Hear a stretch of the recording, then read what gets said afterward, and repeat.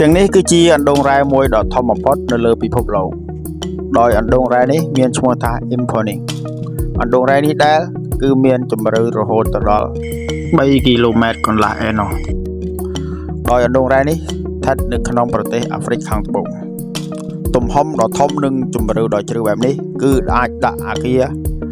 Empire State បានចំនួន10ដោយដាក់តម្រួតពីលើគ្នាកម្មករឬក៏បុគ្គលិកដែលមុននឹងចុះទៅដល់បាតរណ្ដៅគឺចំណាយពេលរហូតដល់1ម៉ោងកន្លះឯណោះលុះត្រាតែមានទណ្ឌយន្តដ៏មានល្បឿនលឿនដែលឆ្លងកាត់រហូតដល់3ដំណាក់កាលទើបអាចទៅដល់បាតរណ្ដៅនៅពេលដែលទៅដល់បាតរណ្ដៅរីឯសីតុណ្ហភាពឬក៏កម្ដៅដែលនៅក្នុងបាតរណ្ដៅដែលជះចេញពីផ្ទាំងសិលាក៏ដូចជារ៉ែទាំងនោះគឺមានកម្ដៅរហូតដល់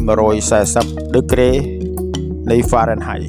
ដើម្បីថែរក្សាជីវិតក៏ដូចជាធ្វើឲ្យសីតុណ្ហភាពនៅក្នុងបាតរណ្ដៅមានការចុះត្រជាក់ក្រុមហ៊ុនត្រូវតែដាក់ទឹកកកហើយនឹងអំបិលបង្ហូរចូលនៅក្នុងរុងដើម្បីបញ្ចុះកម្ដៅរហូតដល់ដក86ដឺក្រេនៃ Fahrenheit ជារៀងរាល់ថ្ងៃចំណែកឯជញ្ជាំងនៃបាតរណ្ដៅនៃរ៉ែមាសនេះគឺត្រូវបានចាក់ពីតុងជាថ្នាក់ជាមួយនឹងសរសៃដែកពីលើរហូតដល់បាតរណ្ដៅដែលមានកម្រាស់យ៉ាងក្រាស់ដើម្បីជាខែលមួយការពារកុំឲ្យរ៉ែនេះបាក់ធ្លាក់និងធ្វើឲ្យពលករទាំងនោះបាត់បង់ជីវិតក៏ដូចជាគ្រឿងចក្រទាំងមូលត្រូវបាត់បង់នៅពេលដែលយើងមើលទៅពីលើវិញប្រៀបដូចជារណ្ដៅមួយគឺជាស្នូលផែនដីមួយដ៏ជ្រៅ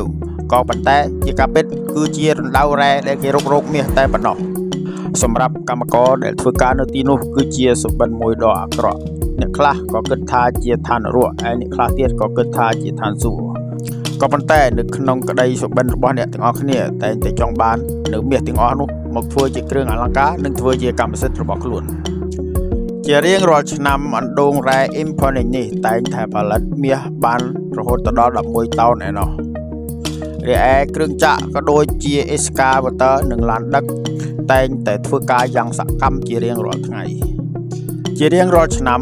អណ្ដូងរ៉ែមាស Imponing មួយនេះតែងតែផលិតមាសបានរហូតដល់11តោនឯណោះកម្មករនិងបុគ្គលិកទាំងអស់ត្រូវតែមានអត្តចរិតស្មោះត្រង់និងមានទំនួលខុសត្រូវខ្ពស់និងហ៊ានលះបង់នៅអ្វីៗគ្រប់យ៉ាងពួកគេទាំងអស់នោះគឺមានប្រាក់ខែតម្លៃថ្លៃខ្ពស់កប់ពពកឯណោះជាការពិតណាស់ពុកម៉ែបងប្អូននៅលើពិភពលោកយើងនេះគឺតែងតែមានរ៉ែដែលជាសម្បត្តិធម្មជាតិរបស់យើងគឺតែងតែប្រើប្រាស់មិនអស់នោះទេពុកម៉ែបងប្អូនក៏ប៉ុន្តែទៅថ្ងៃមុខប្រហែលជាជិះមិនផុតពីហានិភ័យនោះទេពុកម៉ែបងប្អូនមូលហេតុទាំងនេះមកពីយើងរករ៉ែធ្វើឲ្យបាត់នៃសន្តិភាពផែនដីវាចុះខ្សោយអញ្ចឹងទេទើបមានការរំជួយដីក៏ដូចជាគ្រោះធម្មជាតិជាច្រើនដែលកើតមានឡើងអញ្ចឹងទេពុកម៉ែបងប្អូនសូមកុំភ្លេចចុច like Subscribe និង Follow ម្នាក់មួយដើម្បីជាកម្លាំងចិត្តដល់ Admin សូមអរគុណ